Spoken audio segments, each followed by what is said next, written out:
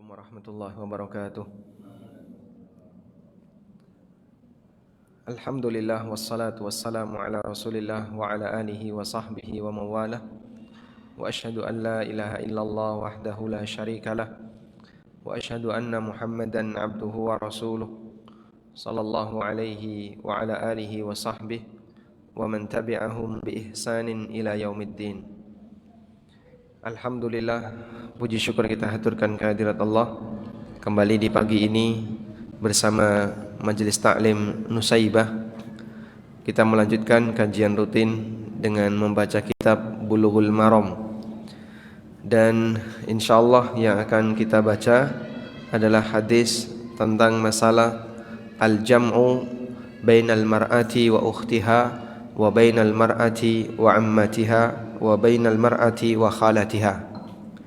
Poligami, tapi menggabungkan seorang wanita dengan saudarinya atau dengan bibinya atau dengan khalahnya. Kita baca hadisnya terlebih dahulu. Wa an Abi Hurairah radhiyallahu anhu qala anna Rasulullah sallallahu alaihi wasallam qala. Dari Abu Hurairah radhiyallahu anhu bahwa Rasulullah sallallahu alaihi wasallam bersabda, La yujma'u bainal mar'ati wa ammatiha wala bainal mar'ati wa khalatiha. Muttafaqun alaih. Tidak boleh digabungkan antara seorang wanita dengan bibinya atau seorang wanita dengan khalahnya. Muttafaqun alaih. Hadis riwayat Bukhari Muslim. Dalam bahasa Arab, bibi itu dibedakan. Bibi itu ada dua. Ada bibi dari ayah, ini namanya ammah. Namanya ammah. Dan ada bibi dari ibu, namanya khalah.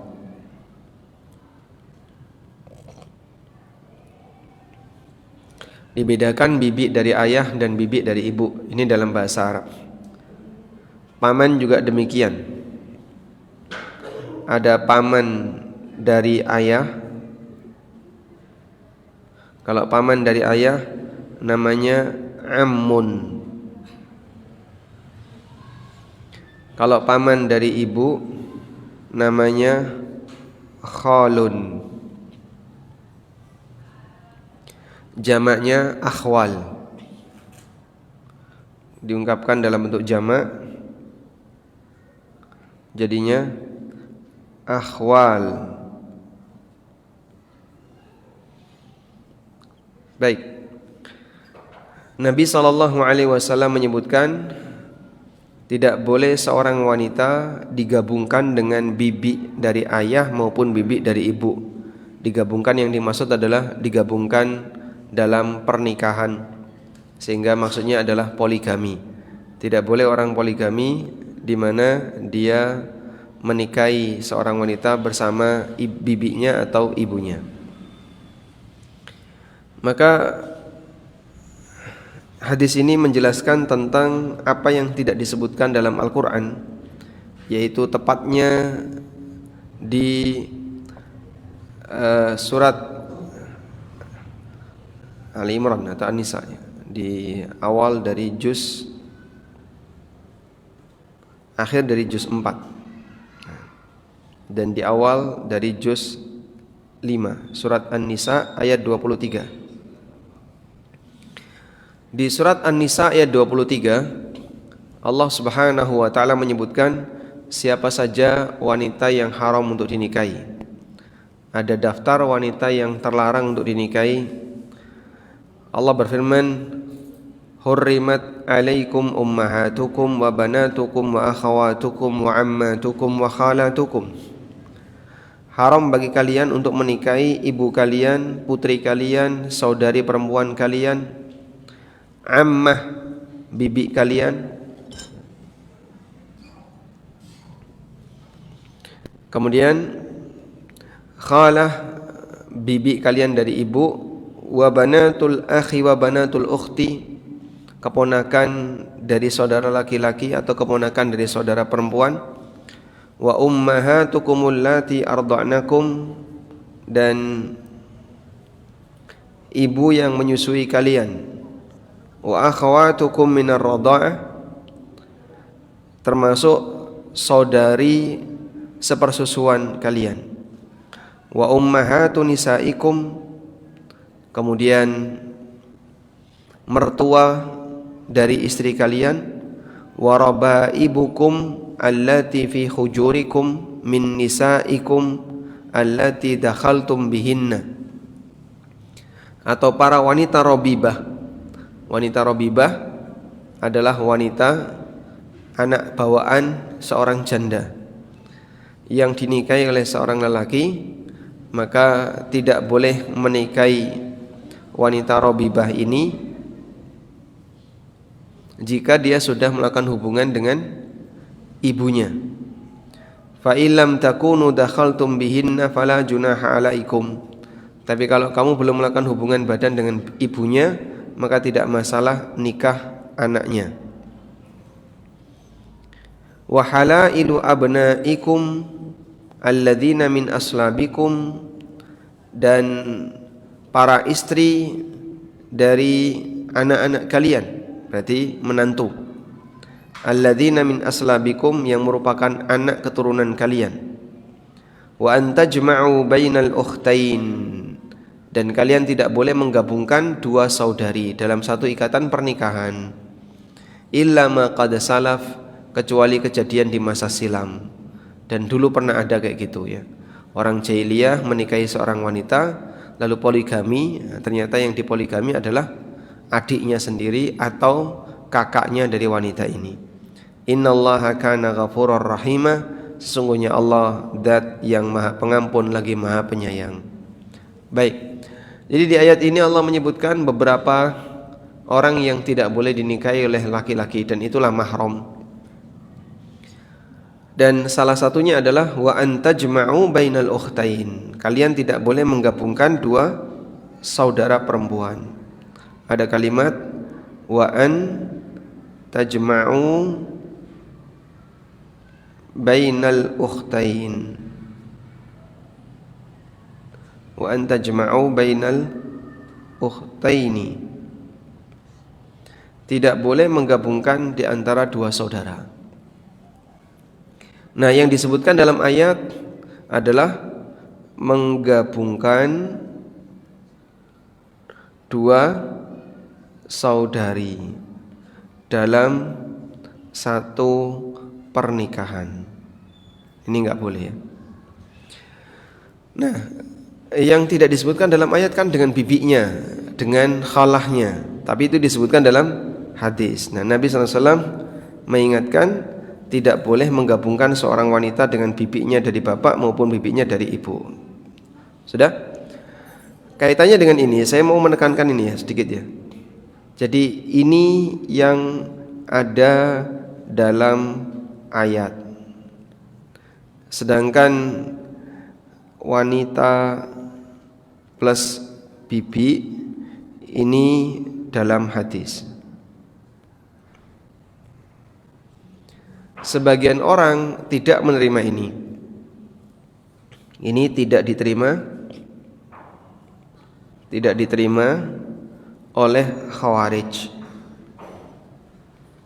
Jadi menurut Khawarij, boleh saja orang poligami menggabungkan antara seorang wanita dengan keponakannya atau dengan bibinya. Alasannya karena tidak ada dalam Al-Quran, adanya dalam hadis. Maka menurut Khawarij tidak masalah. Dan yang membolehkan ini Khawarij, tidak menerima hukum yang tadi kita sebutkan. Coba kita lihat di sini. Ada keterangan Abu Zur'ah Al-Iraqi. Beliau mengatakan, fihi tahrimul jam'i fin nikahi bainal mar'ah wa ammatiha. Dalam hadis di atas terdapat hukum haramnya menggabungkan pernikahan seorang wanita dengan bibinya atau dengan khalahnya. wa huwa mujma'un ala tahrimihi, dan status haramnya ini adalah ijma'. Kama hakahu Ibnul Mundhir, sebagaimana keterangan Ibnul Mundhir, keterangan Ibnu Abdul Bar, An-Nawawi dan yang lainnya. Wa qala Asy-Syafi'i radhiyallahu anhu, dan Imam Syafi'i pernah mengatakan, huwa qaulu man laqitu minal muftin la ikhtilafa bainahum fima alimtuhu. Ini pendapat para ulama mufti yang aku temui dan tidak ada perbedaan di antara mereka dalam hal ini. Hakahu anhu al-Baihaqi fil Ma'rifah, sebagaimana yang disebutkan oleh Al-Baihaqi dalam Al-Ma'rifah. Wa qala An-Nawawi ba'da hikayatihi, dan An-Nawawi setelah menyebutkan keterangan Imam Syafi'i, beliau mengatakan ijma'ul ulama'i fi dzalika, ulama sepakat akan hal ini. Wa qalat ta'ifatun minal khawarij wa syiah, sementara sekelompok orang di kalangan Khawarij dan Syiah mengatakan ya juzu, hukumnya boleh. Wa qala Abul Abbas Al-Qurtubi, kata Abul Abbas Al-Qurtubi, ajazal khawariju al-jam'a bainal ukhtain. Khawarij membolehkan menggabungkan dua saudari dalam satu pernikahan, atau seorang wanita dengan bibinya atau dengan khalahnya. Wala yu'taddu bi khilafihim, tapi pendapat mereka tidak dihitung. Pendapat mereka tidak diperhitungkan. Li'annahu maraqu minad din wa kharaju minhu, karena Khawarij itu melesat dari agama, tembus agama. Wa li'annahum mukhalifuna li sunnah, dan mereka menyalahi sunnah. Baik. Jadi model seperti ini, bahwa wanita dengan bibi itu boleh digabungkan dengan alasan tidak ada dalam Al-Quran, itu fikihnya siapa? Khawarij dan Syiah. Namun yang mengherankan, ada sebagian orang Indonesia yang mengikutinya. Nah, yang mau saya tekankan di situ ya, ada sebagian orang Indonesia yang mengikutinya. Sampai ketika orang ini dikonfirmasi, tidak ada yang berpendapat seperti ini kecuali Khawarij dan Syiah. Beliau malah bilang, tidak apa-apa, walaupun yang berpendapat adalah Khawarij dan Syiah. Dan ini sebuah kesalahan besar dalam membuat kesimpulan fikih, karena dalil itu tidak terbatas pada Al-Quran. Hadis Nabi SAW juga dalil, sehingga tidak boleh ketika tidak disebutkan dalam Quran maka tidak masalah, itu tidak boleh. Nah, prinsip yang sama dalam masalah makanan. Sebagian orang dalam masalah makanan itu hanya yang ada dalam Quran. Dalam masalah makanan, dalam hal makanan, yang diharamkan dalam Quran itu cuma 4. Yang diharamkan dalam Al-Quran itu hanya 4. 4 itu apa saja? Bangkai, daging babi, darah, hewan yang disembelih untuk selain Allah. Nah, selain 4 ini tidak disebutkan dalam Al-Quran. Lalu apa hukumnya? Boleh, karena tidak disebutkan dalam Al-Quran. Kesimpulan ini salah atau benar? Kesimpulan ini salah atau benar? Salah. Kenapa? Kalau kemudian alasannya hanya karena tidak disebutkan dalam Al-Quran, kita tuliskan di sini ya. Bangkai, daging babi, kemudian hewan yang disembelih untuk selain Allah. Lalu satu lagi adalah darah yang memancar.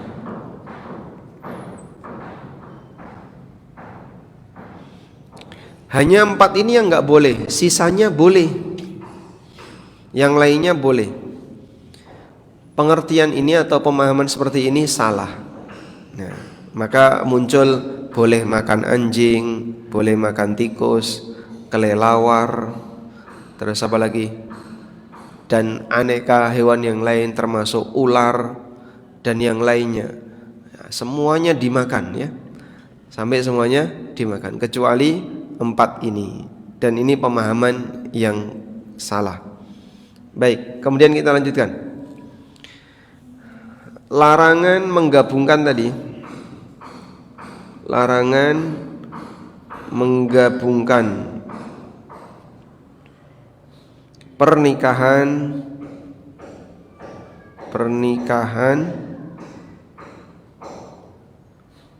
dua wanita. Larangan menggabungkan pernikahan dua wanita itu berlaku antara seorang wanita dengan wanita lain, ya, yang punya hubungan mahram jika dia laki-laki. Larangan menggabungkan wanita dengan wanita yang lain yang punya hubungan mahram andaikan dia laki-laki. Andai dia lelaki. Jadi misalnya apa saja? Misalnya seorang wanita dengan saudari sepersusuan, boleh enggak? Boleh atau tidak? Enggak boleh. Karena saudari sepersusuan itu mahram atau bukan? Mahram. Contoh yang lain, seorang wanita dipoligami dengan, misalnya dengan siapa lagi? Dengan sepupunya, sepupu. Boleh atau tidak? Seorang wanita dipoligami dengan sepupunya, boleh enggak? Hah? Boleh. Kenapa boleh? Karena sepupu bukan mahram. Ini kaidahnya. Jadi pengembangan kaidahnya di sini. Wallahu a'lam. Baik. Maka yang diperbolehkan adalah turun ranjang. Nah, turun ranjang itu artinya ketika istrinya meninggal atau istrinya sudah cerai, maka dia boleh menikah dengan wanita yang masih mahram andaikan dia lelaki dengan istri yang pertama. Wallahu a'lam. Baik, insyaallah sampai di sini cukup jelas ya. Barangkali kita belajar seperti ini tapi dalam prakteknya hampir tidak bersentuhan. Karena Mas Tingkir juga belum berani nambah. OTW. OTW itu ojo takon wae ya. Baik, sekarang kita lanjutkan ke materi berikutnya. An Utsman radhiyallahu anhu qala Rasulullah sallallahu alaihi wasallam la yankihul muhrimu wa la yunkihu la yankihul muhrimu wa la yunkahu rawahu Muslim wa fi riwayatin lahu la yakhtubu. Seorang yang sedang ihram itu tidak boleh menikahkan atau dinikahkan. Dalam riwayat yang lain wala yakhtubu, hadis riwayat Muslim, dalam riwayat yang lain tidak boleh yakhtubu, mengkhitbah.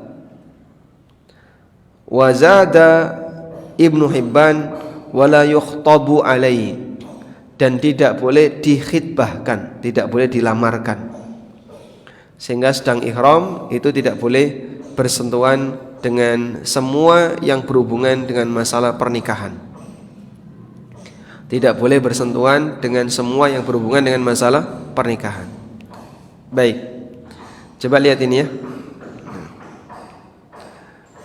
Ada muhrim, ada mahram. Bedanya apa? Apa bedanya muhrim dengan mahram?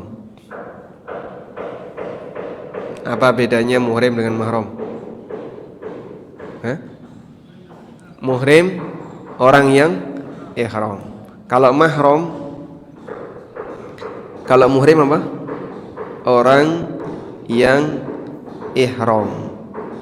Muhrim artinya orang ihram. Kalau mahram artinya apa? Orang yang tidak boleh dinikahi. ada muhrim, ada mahram. Nah, jangan kebalik. Sering sekali orang nyebut mahram dengan muhrim. Jangan dekat-dekat, bukan muhrim. Nah, di Indonesia nggak ada muhrim. Mana ada orang di Indonesia sedang muhrim? Sehingga terkadang ada orang yang menggunakan maksudnya dia mau ngomong mahram, tapi dia menggunakan istilah muhrim, dan ini salah paham ya. Karena di tempat kita ada banyak kata serapan dari bahasa Arab tapi salah penggunaan. Ada banyak kata serapan dalam bahasa Arab tapi salah penggunaan. Seperti kata fitnah.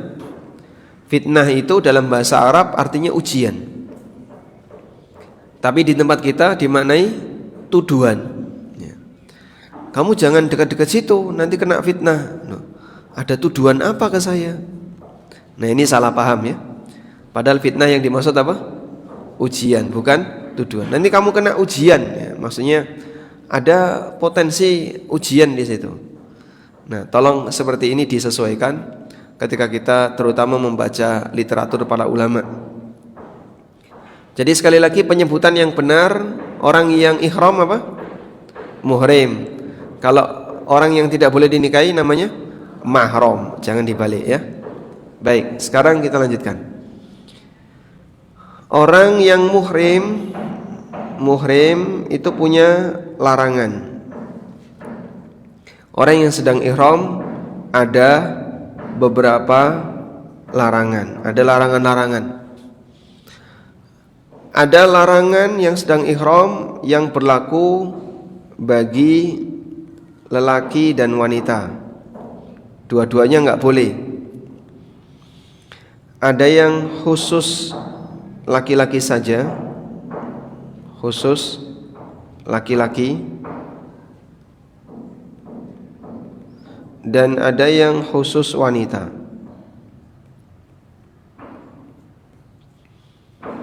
Demikianlah kondisi larangan dalam masalah ihram. Contoh larangan ihram yang berlaku bagi laki dan wanita. Contohnya apa? Tidak boleh pakai parfum, wangi-wangian, hand sanitizer yang wangi, dan semua yang wangi itu tidak boleh. Pak, saya lihat ada hand sanitizer di Masjidil Haram, di tempat sa'i juga ada. Itu pernah saya cek, nggak wangi. Jadi dia sabun tapi tidak wangi. Kalau tidak wangi boleh. Ada banyak hand sanitizer di tembok-tembok itu. Jadi pakai sensor tangan ya. Dan saya cek itu tidak wangi. Maka kalau tidak wangi boleh. Contoh yang lain yang berlaku bagi laki dan perempuan. Semua urusan pernikahan itu tidak boleh ya. Semua urusan pernikahan tidak boleh. Baik, contohnya apa Pak? Yang berlaku bagi laki dan perempuan tadi ya, wewangian. Lalu semua urusan pernikahan. Misalnya apa yang urusan pernikahan? Melamar, dilamar, akad nikah maupun dinikahkan, itu semuanya enggak boleh dilakukan saat sedang ihram, baik laki maupun perempuan. Kemudian ada larangan khusus lelaki. Tidak boleh pakai tutup kepala, tidak boleh pakai sepatu, tidak boleh pakai kaos kaki, tidak boleh pakai pakaian yang membentuk badan seperti celana, baju, kaos, tidak boleh. Itu khusus bagi laki-laki. Ada khusus bagi wanita, tidak boleh pakai niqab. Sehingga wanita ketika ihram tidak boleh bercadar. Jadi ada larangan-larangan seperti yang berlaku di sini. Nah, ini semuanya harus kita ikuti. Karena melanggar larangan ini ancamannya atau hukumannya apa? Dam. Nanti kena dam. Dam ya kurang lebih harganya 4 jutaan. Sekarang kita lanjutkan. Wa an Ibnu Abbas radhiyallahu anhuma qala, dari Ibnu Abbas radhiyallahu anhuma beliau bercerita, tazawwajan nabiyyu sallallahu alaihi wasallam Maimunata wa huwa muhrimun, muttafaqun alaih. Nabi sallallahu alaihi wasallam menikahi Maimunah ketika beliau sedang ihram. Hadis riwayat Bukhari Muslim.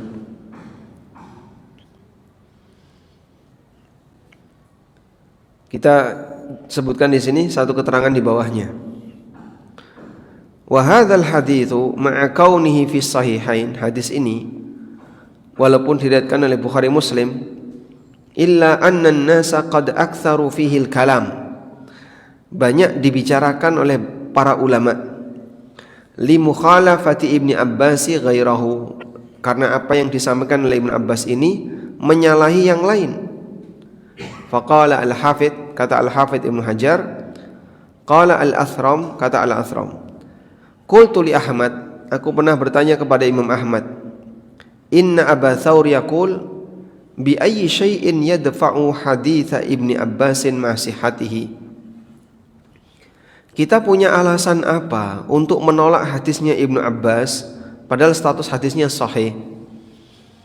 Faqala, kemudian Imam Ahmad mengatakan, Allahul musta'an. Allahul musta'an. Pemahaman Abu Thawr itu keliru. Ibnul Musayyib yaqul wa hum Ibnu Abbas wa Maimunah taqulu tazawwajani wa huwa halalun. Ibnul Musayyib pernah mengatakan bahwa Ibnu Abbas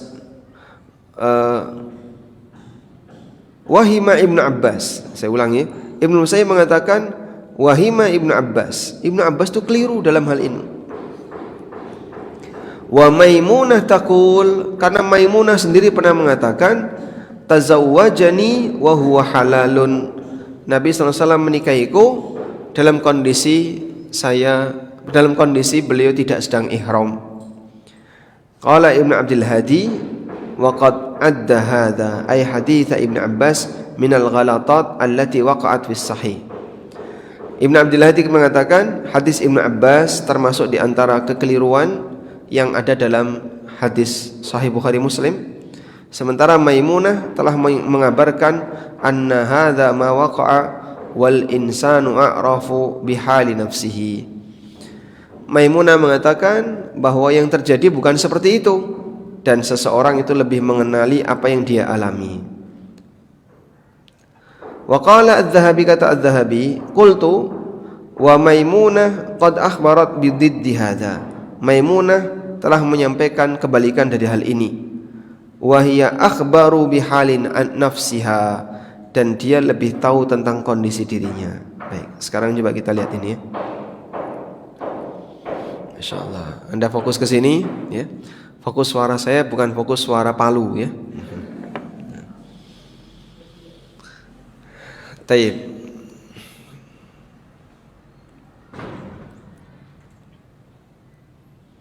Insya Allah masih bisa mendengar dengan maksimal ya. Nah, sekarang coba kita lihat di sini mengenai nikah dalam kondisi ihram. Nikah dalam kondisi ihram. Ada dua riwayat ya. Ada dua riwayat. Yang pertama hukumnya dilarang. Ini riwayat jumhur. Yang kedua boleh. Ini riwayat Ibnu Abbas. Ini riwayat Ibn Abbas. Dari keterangan Ibnu Abbas, tazawwajan Nabiyyu sallallahu alaihi wasallam Maimunah wa huwa muhrim. Nabi sallallahu alaihi wasallam menikahi Maimunah dalam posisi beliau sedang ihram.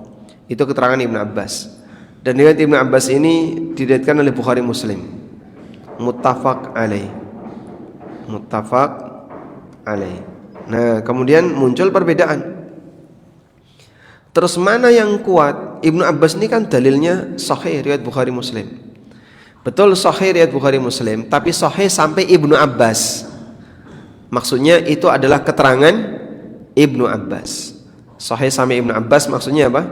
Itu adalah keterangan Ibnu Abbas.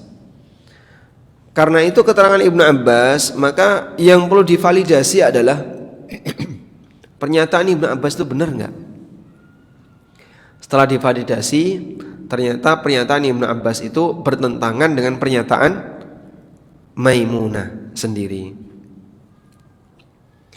Jadi riwayat Ibnu Abbas itu sahih. Riwayat Ibnu Abbas itu sahih. Sudah? Tapi apa tadi?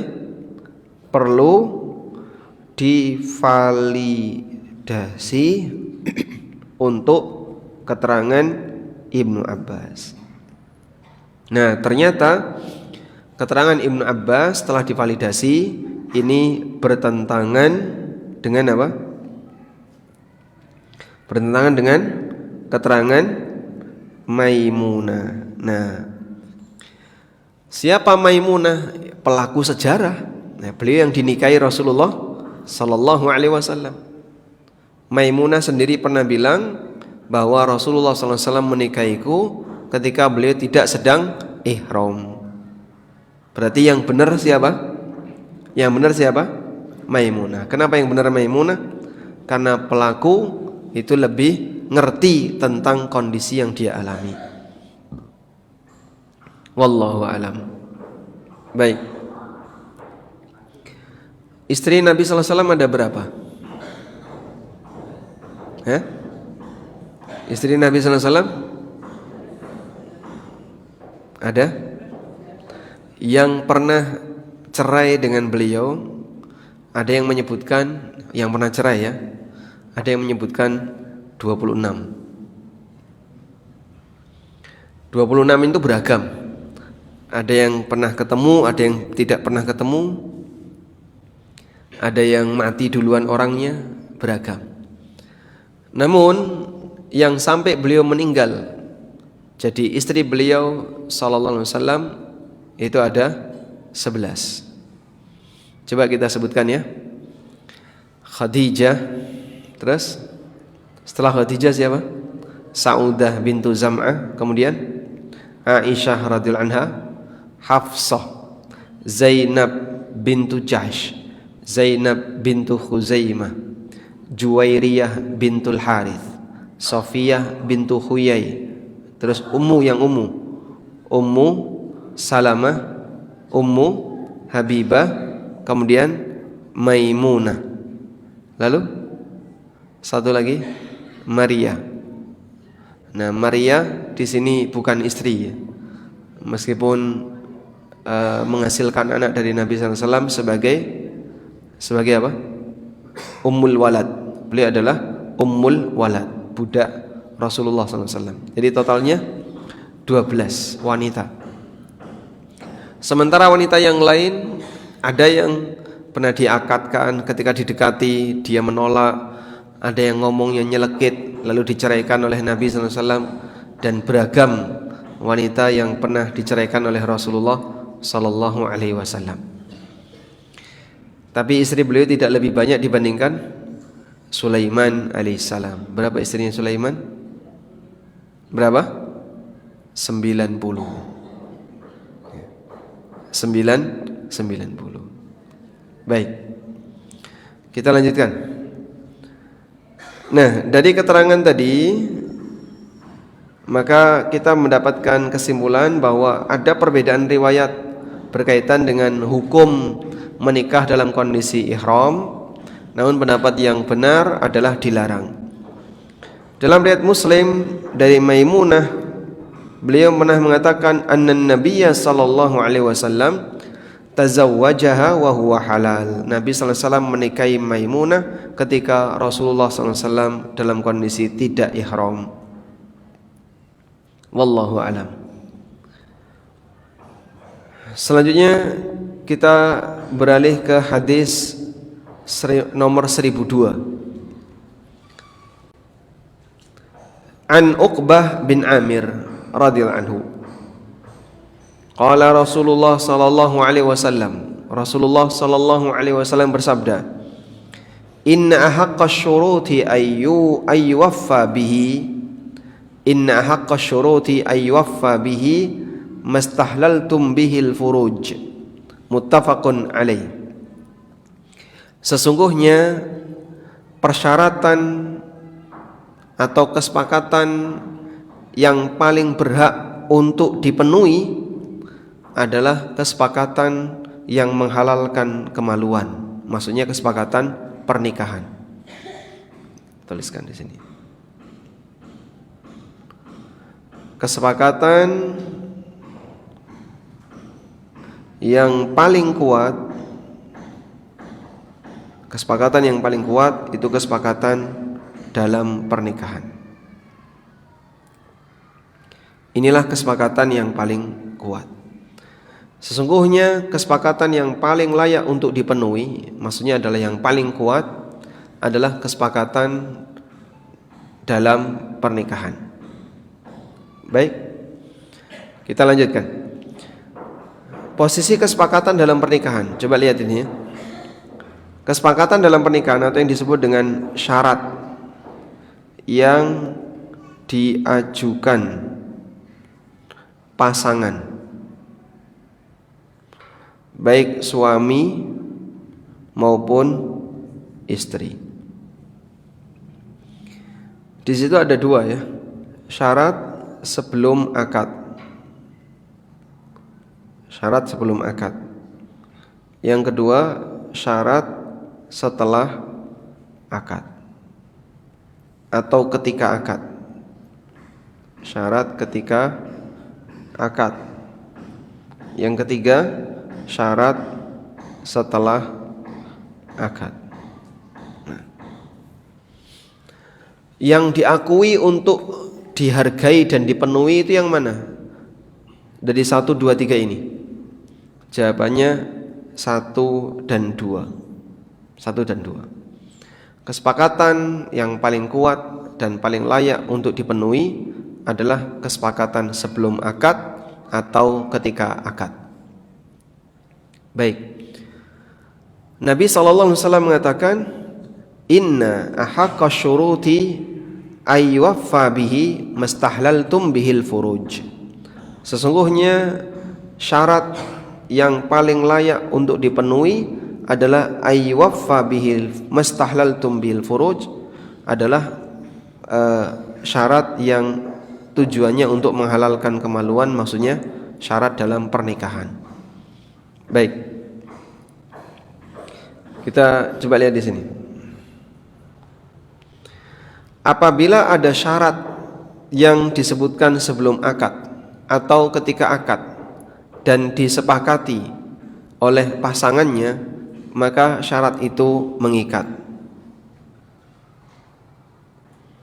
Jika salah satu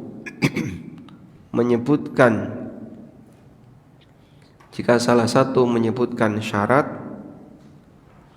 dan diterima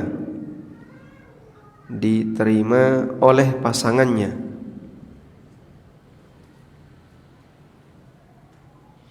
maka statusnya mengikat, sehingga dia punya kekuatan untuk memaksa pasangannya memenuhinya. Mengikat dalam arti punya kekuatan agar dipenuhi. Tapi sekali lagi itu hanya berlaku untuk 1 dan 2 ini. Sudah? Oleh karena itu, posisi wanita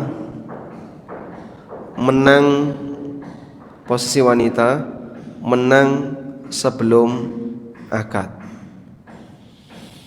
Maka ketika ibu misalnya sebelum akad nikah itu mengajukan banyak syarat,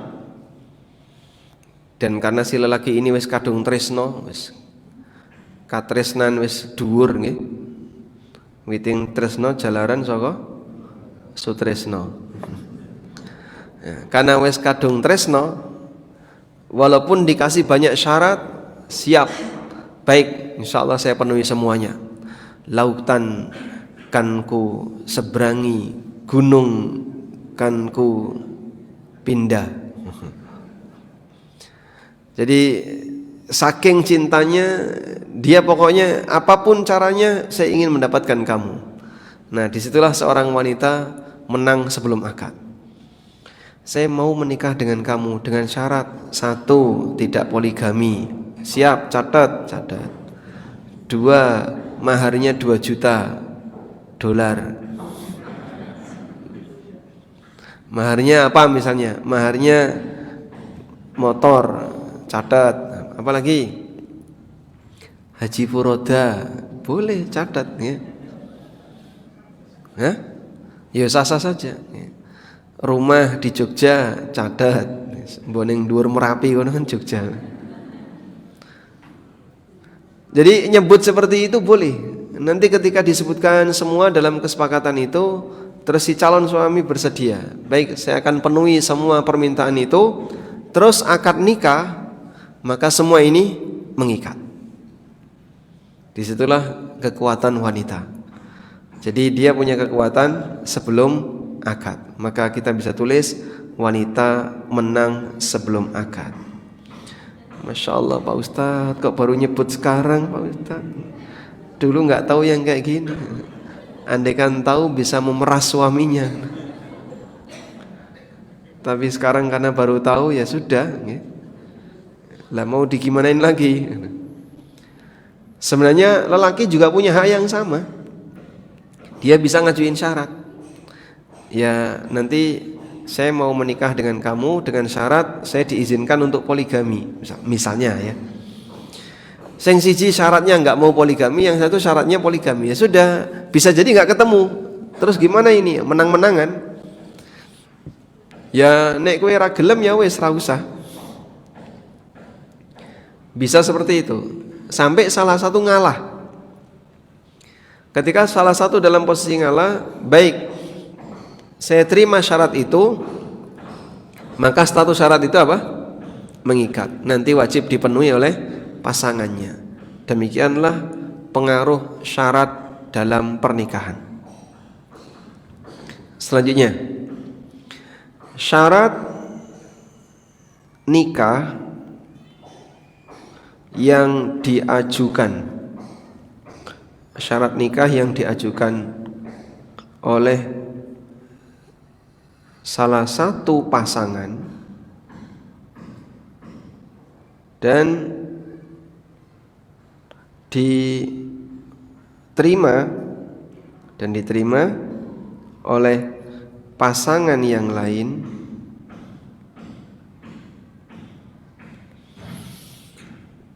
syarat nikah yang diajukan oleh salah satu pasangan dan diterima oleh pasangan yang lain jika dilanggar. Bagaimana kalau dilanggar? Boleh gugat cerai. Misalnya calon istri dulu pernah bilang, saya mau menikah dengan kamu dengan syarat tidak poligami. Ternyata suaminya poligami. Maka ketika suaminya poligami, istri bisa langsung mengajukan ke hakim, dulu saya mensyaratkan ini, suami menerima, tapi sekarang dia poligami, saya mau gugat cerai. Menang itu langsung ketok palu, menang. Gugat cerainya dikabulkan karena dia punya syarat. Atau misalnya saya mau nikah dengan syarat saya diizinkan tinggal sama orang tua sampai beliau meninggal. Bisa? Bisa. Nanti menang jika syarat itu dipenuhi. Maka sang suami tidak punya hak untuk mengajak wanita ini keluar dari kota. Karena dia mensyaratkan harus tinggal di situ. Dan demikian seterusnya. Wallahu a'lam. Baik. Hanya saja tidak boleh ada syarat yang menyalahi syariat. Tidak boleh ada syarat yang melanggar syariat. Karena semua syarat yang melanggar syariat batil. Ya. Kullu syartin laisa fi kitabillahi fahuwa batil. Semua syarat yang bertentangan dengan kitabullah maka statusnya batil. Baik. Selanjutnya, kalau wanita mengajukan syarat tidak mau dipoligami, itu bertentangan syariat atau tidak? Melanggar syariat atau tidak? Hah? Ada di Quran? Poligami ada di Quran enggak? Ada. Berarti kalau dia mengajukan syarat seperti itu, saya mau nikah dengan kamu asal tidak dipoligami, itu melanggar syariat atau tidak?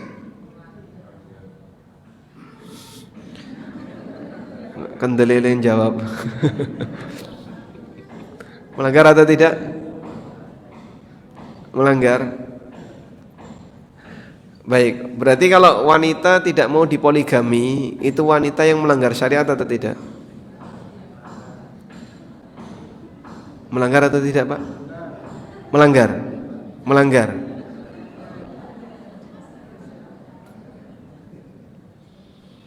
Wanita menolak dipoligami, itu melanggar syariat atau tidak? Tidak. Kenapa tidak? Melanggar atau tidak? Ini saya bicara hukum ya, bukan untuk guyonan. Ini serius ini ya. Kita bicara ilmu. Baik, coba ini ya. Benci syariat. Benci syariat. Apa hukumnya benci syariat? Hah? Keluar dari Islam. Kekufuran ini. Benci hukum Allah, benci syariat itu kekufuran. Aku enggak senang dengan hukum kayak gini. Kalau lihat orang sholat itu benci saya, dengar adzan benci. Apalagi misalnya saya kalau lihat orang jilbaban itu benci sekali. Ini kekufuran. Allah Subhanahu wa taala mengatakan dalam Al-Qur'an, "Dzalika bi annahum karihu ma anzalallah fa ahbata a'maluhum." Itu disebabkan karena mereka membenci apa yang Allah turunkan, maka seluruh amalnya hilang. Kalimat amal hilang menunjukkan yang terjadi apa? Keluar dari Islam. Karena amal batal, amal hilang dan seterusnya, ungkapan ini adalah ungkapan di mana orang keluar dari Islam. Maka membenci syariat itu kekufuran. Baik, kalau benci poligami itu kekufuran enggak? Kufur enggak? Kufur ya. Sehingga seorang wanita yang benci poligami itu kufur enggak? Hah? Gimana Pak? Kufur? Masya Allah. Coba tanya belakang. Gimana Pak? Iya, coba yang di belakang. Menurut Anda kalau nggak senang poligami itu kufur atau tidak? Kufur. Berarti wajib mengizinkan suaminya untuk poligami? Hah? Begitu? Tidak wajib. Kalau suaminya mau poligami terus dia nggak seneng, kufur nggak? Wah, itu korbannya banyak itu nanti.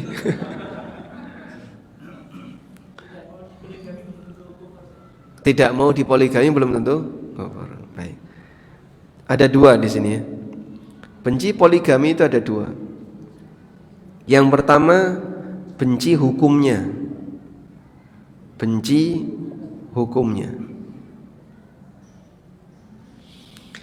Yang dia benci hukumnya, dia benci aturannya. Ada aturan kayak gini itu nggak bener ini.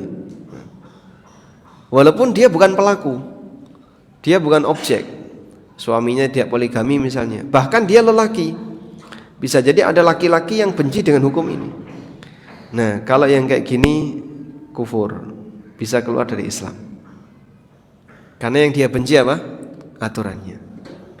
Yang kedua, benci dengan dampaknya. Benci dengan dampaknya. Ini boleh. Kalau dilawan pahalanya makin besar. Contohnya, tidak suka jihad. Kalau benci jihad bisa keluar dari Islam ya, karena itu syariat. Tapi saya kalau jihad itu rasanya berat, nggak suka dengan dampaknya. Ada yang mati, ada yang kehilangan tangan, ada yang cacat. Yaitu pengaruh dari jihad. Dia nggak suka dengan itu. Ini tidak sampai kufur. Allah Subhanahu wa taala mengatakan, kutiba alaikumul qitalu wa huwa kurhul lakum. Diwajibkan bagi kalian untuk jihad, untuk perang, wa huwa kurhul lakum, walaupun itu tidak kalian sukai, walaupun itu kalian benci. Maksudnya benci dampaknya. Sehingga yang terjadi pada wanita itu yang kedua, benci dampaknya. Saya tidak benci syariat poligami. Saya mendukung syariat poligami karena itu syariat Allah. Tapi jangan suami saya. Nah, gitu. Setuju? Nah, gitu ya. Jadi kalau suami orang lain ya, suami teman saya, suami tetangga saya silakan. Yang penting jangan suami saya. Begitu ya? Baik. Kalau seperti itu maka tidak masuk kategori membenci syariat, tapi yang terjadi adalah benci pengaruh atau dampak dari syariat. Wallahu a'lam. Demikian yang bisa kita sampaikan. Wassallallahu ala nabiyyina Muhammadin wa ala alihi wa sahbihi wasallam. Bismillah, masih ada sedikit waktu. Kami persilakan dulu untuk jamaah ikhwan yang ingin bertanya secara langsung.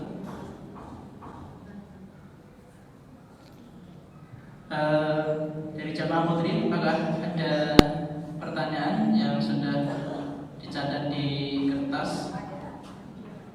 Oh iya.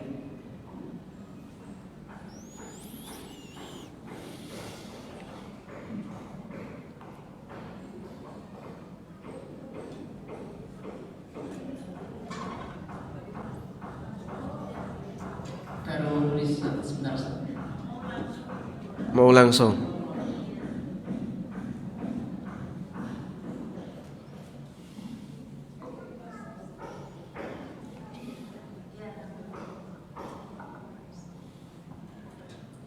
Assalamualaikum warahmatullahi wabarakatuh, Ustaz. Waalaikumsalam warahmatullahi wabarakatuh. Izin bertanya, kalau laki-laki menikahi adik iparnya yang istrinya sudah meninggal, bagaimana hukumnya? Apakah diperbolehkan ataukah tidak? Terima kasih, Ustaz. Laki-laki menikahi adik iparnya yang suaminya sudah meninggal, apakah boleh atau tidak? Jawabannya boleh, selama masa iddahnya sudah selesai. Jika masa iddahnya sudah selesai. Masa iddahnya berapa lama? 4 bulan 10 hari. Nah, selama masa iddah itu tidak boleh ya, selama masa iddah itu tidak boleh dilamar. Biarkan dulu sampai selesai masa iddah, baru kemudian dilamar. Beberapa kasus yang masalah adalah pernikahan terjadi di masa iddah. Pernikahan terjadi di masa iddah itu batal karena Allah melarang nikah di masa iddah. Atau lamaran di masa iddah itu dosa ya, karena dilarang. Yang boleh ya pakai kiasan, pakai kalimat yang tidak jelas. Kalau pakai kalimat yang jelas, ya nanti kalau kamu sudah selesai masa iddah, saya lamar ya. Ngomongnya kayak gitu, itu jelas ya, tidak boleh. Tapi kalau nggak jelas, tidak masalah. Misalnya, sudah tidak usah terlalu sedih, lupakan saja suamimu. Semoga nanti ada gantinya. Karepmu piye? Ya aku wis ngenteni. Podo ae nek kayak gitu. Jadi dibuat kalimat yang tidak tegas itu boleh. Nah, jadi boleh nikah dengan adik ipar karena adik ipar itu bukan mahram, dengan syarat masa iddahnya sudah selesai. Ada lagi?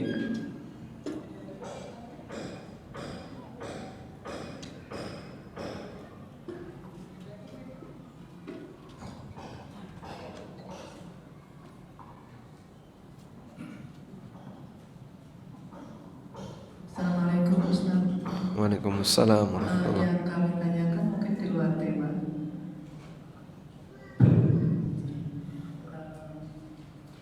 Yang pertama itu apa hukumnya seseorang yang bekerja di satu bank syariah tapi dia tidak berhubungan antara dengan utang piutang. Misalnya dia cuma di bagian bukan cuma dia di bagian komputerisasi.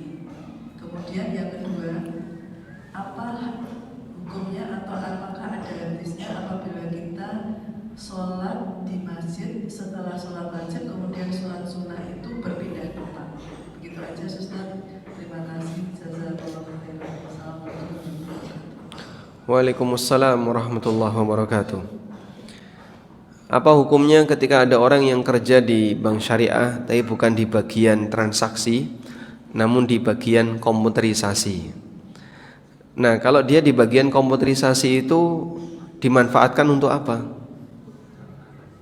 Untuk transaksi. Transaksinya transaksi halal atau haram? Kalau transaksinya riba dominan, berarti di bagian komputerisasi ini dia mengerjakan sesuatu yang nanti dimanfaatkan oleh yang lainnya, oleh pihak bank untuk bertransaksi riba.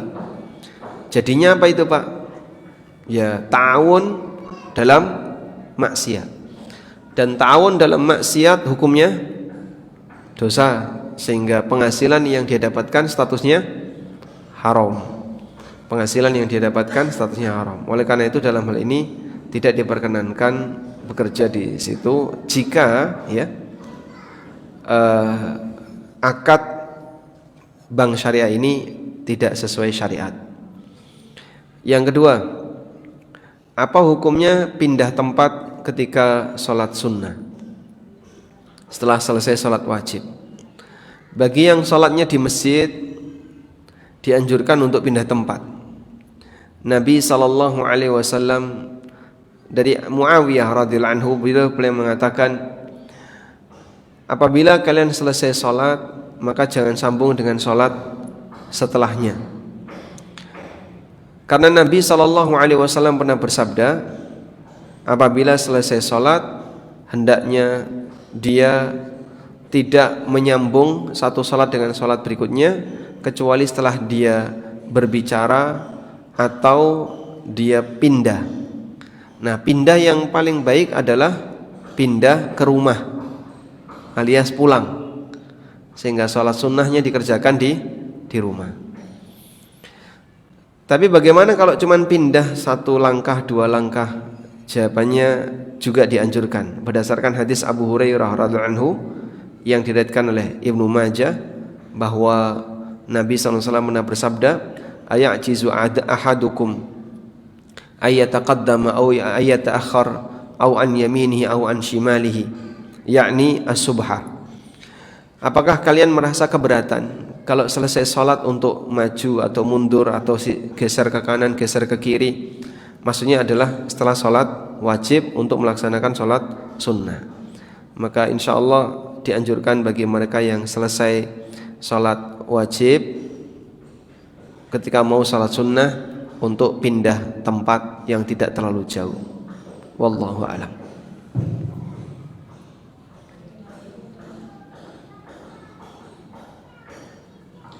Baik Ustaz, ada pertanyaan yang sudah masuk.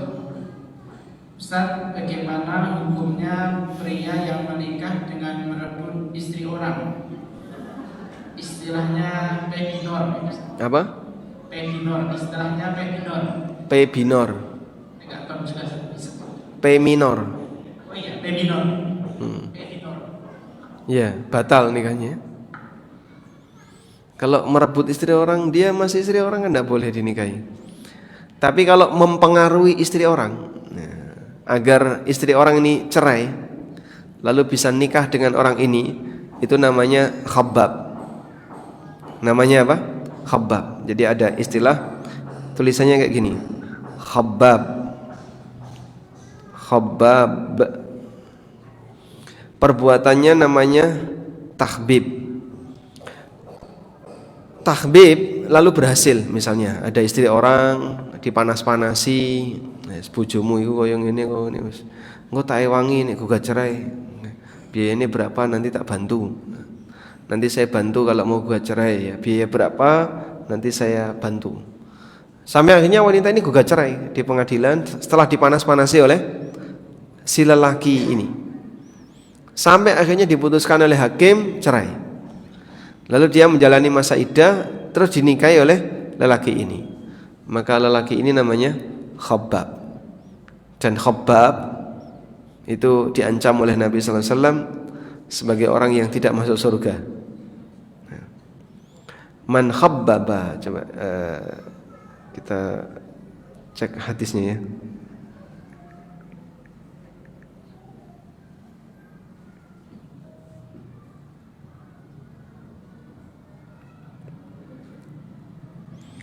Hadis yang diriwayatkan Abu Dawud, kemudian An-Nasa'i dalam Sunan Al-Kubra, Ahmad dan yang lainnya.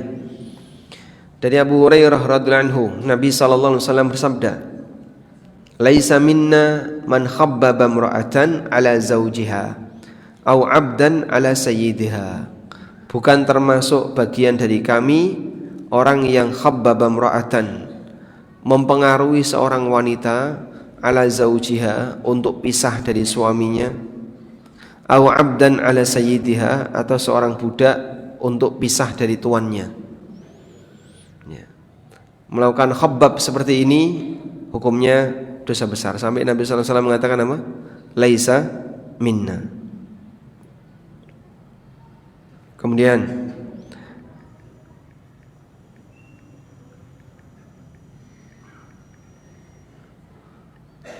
mengenai nikahnya mukhabbib, ulama beda pendapat mengenai hukum nikahnya mukhabbib.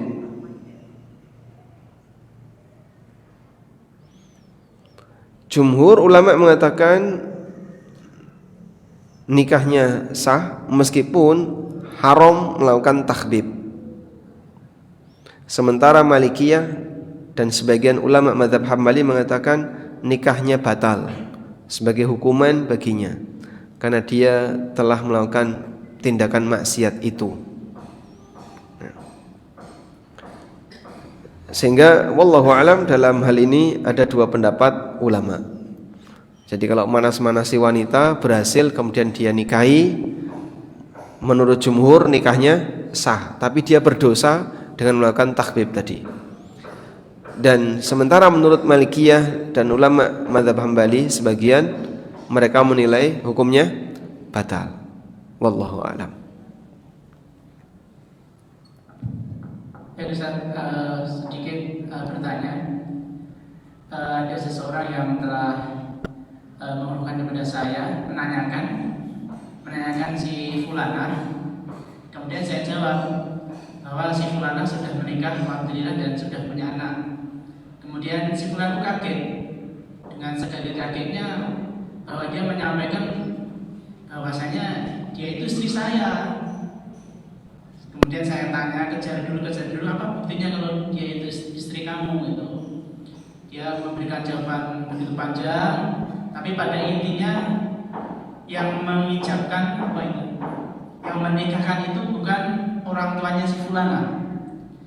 Kemudian saya minta bukti, kemudian dia menjanjikan nanti saya tahun depan saya pulang, saya tunjukin foto-fotonya. Karena kalau saya kirim WA sekarang, saya belum percaya karena saya belum kenal sama Anda. Yang mengeluhkan mengaget karena istrinya diambil orang itu katanya ya. Karena memang yang si Fulana ini orang yang sudah saya kenal dan bisa juga dekat dengan saya, dan yang menikah pun begitu juga. Yang ingin saya tanyakan, apakah saya perlu validasi kepada Fulana dan Fulan yang sudah menikah bisa? Apakah benar kamu dinikahi ini gitu? Karena dari pernyataan orang yang mengkonfirmasi saya itu dari sisi bahasanya serius gitu, benar, karena saya melihat gaya bahasanya, kemudian dia tahu keluarganya begini-begini, benar. Tapi saya nggak, sampai saat ini saya masih simpan itu karena saya nggak mau mau bahwa kekhawatirannya itu tidak benar gitu Ustaz. Apakah saya berhubung dengan yang sekarang si fulana sudah menikah dengan orang lain dan keduanya itu saya anggap orang dengan dekat dengan saya, maka saya perlu validasi Ustaz. Nah, Masya Allah. Validasi ini berarti jadi hakim. Ya, validasi ini apakah benar kamu itu dinikahi si fulan kok belum cerai kok sudah menikah kalian gitu Ustaz.